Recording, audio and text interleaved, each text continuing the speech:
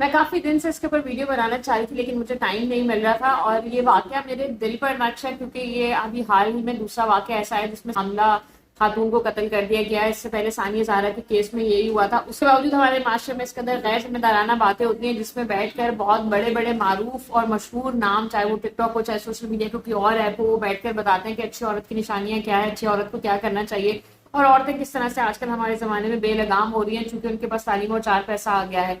मैं अपनी और अपने जैसे घरों की बात नहीं करी, क्योंकि हमारे घरों में आज भी औरत पर हाथ उठाना बुरा समझा जाता है, उसको ऑप्रेस करना बुरा समझा जाता है। लेकिन क्या अगर हमारे घर में ये नहीं हो रहा तो हमारी जिम्मेदारी नहीं है जहां पर हो रहा है हम उसके बारे में बात ना करें?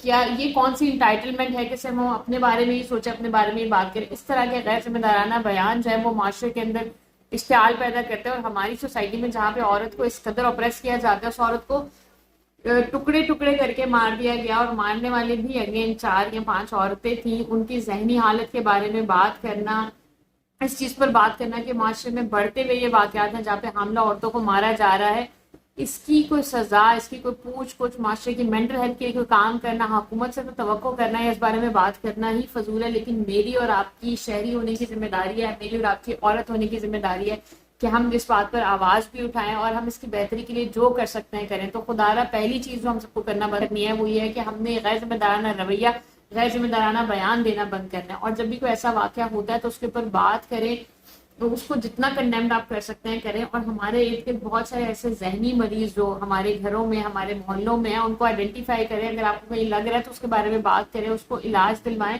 ऐसा नहीं हो सकता कि वो औरतें जो है वो एक ही दिन इतना सफाकाना एक अमल जो है वो कर सके, उससे पहले कभी उन्होंने अब्यूज ना किया हो, कभी कुछ हुआ ना हो। और अगर आपकी बच्ची एक दिन एक थप्पड़ खाकर घर आती है तो खुदारा खुदारा उसको घर बिठा ले, जिंदा बेटी फिर भी बेहतर है, बजाय इसके कि आपको टुकड़ों में ऐसी लाशें मिले। तो सानिया ज़ारा के केस में भी ये था, इनके केस में भी ये था कि पता लग रहा था कि अगले इतने इस कदर खबीस और घटिया लोग हैं, तो आप नहीं भेजते अपनी बेटी। लानत भेजा आप उन लोगों को।